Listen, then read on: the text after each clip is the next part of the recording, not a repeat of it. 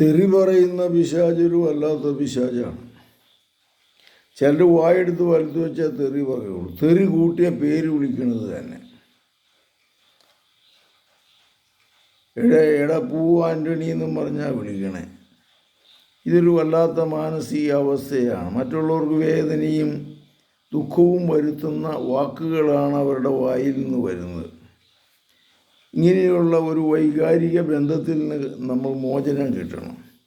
കർത്താവിൻ്റെ ശക്തിയിൽ ആശ്രയിച്ചുകൊണ്ട് എൻ്റെ വാക്കുകളെ നിയന്ത്രിക്കുവാനുള്ള ശക്തി എനിക്ക് തരണമേ എന്ന് പ്രാർത്ഥിക്കാം. ചീത്ത പറയുന്ന സ്വഭാവം, തെറി പറയുന്ന സ്വഭാവം, കോപിക്കുന്ന സ്വഭാവം, മറ്റുള്ളവർക്ക് ദുഃഖവും വേദനയും വരുത്തുന്ന സ്വഭാവം, ഇവയിൽ നിന്ന് മോചനം കിട്ടുവാൻ കർത്താവെ ഞങ്ങളെ അനുഗ്രഹിക്കണമേ. കർത്താവ് പറഞ്ഞിട്ടുണ്ട്, ഹൃദയത്തിൻ്റെ തികവിൽ അധരങ്ങൾ സംസാരിക്കുന്നു.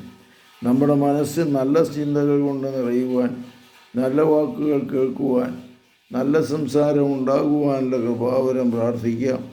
അങ്ങനെ വരുമ്പോൾ പരിശുദ്ധാത്മാവ് കൊണ്ട് നിറയുമ്പോൾ ഈ തെറി പറയുന്ന സ്വഭാവത്തിൽ നിന്ന് മോചനം നേടും. നല്ലൊരു ധ്യാനത്തിൽ പങ്കെടുക്കുക, കുമ്പസാരം നടത്തുക, ജീവിത നവീകരണം വരുത്തുക, ബൈബിള് വായിക്കുക, നല്ല പുസ്തകങ്ങൾ വായിക്കുക, ചിത്രപ്പടങ്ങൾ കാണാതിരിക്കുക.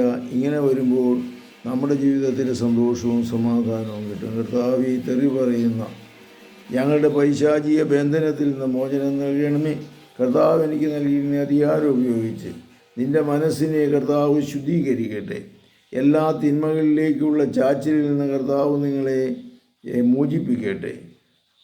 നമ്മുടെ കർത്താവ് യേശുമിശിഹായുടെ കൃപയും പിതാവായ ദൈവത്തിൻ്റെ സ്നേഹവും പരിശുദ്ധാത്മാവിൻ്റെ സംസർഗവും നിങ്ങളോടുകൂടി ഉണ്ടായിരിക്കട്ടെ, ഇപ്പോഴും എപ്പോഴും എന്നേക്കും. ആമേൻ. യേശുമിശിഹായ്ക്ക് സ്തുതിയായിരിക്കട്ടെ.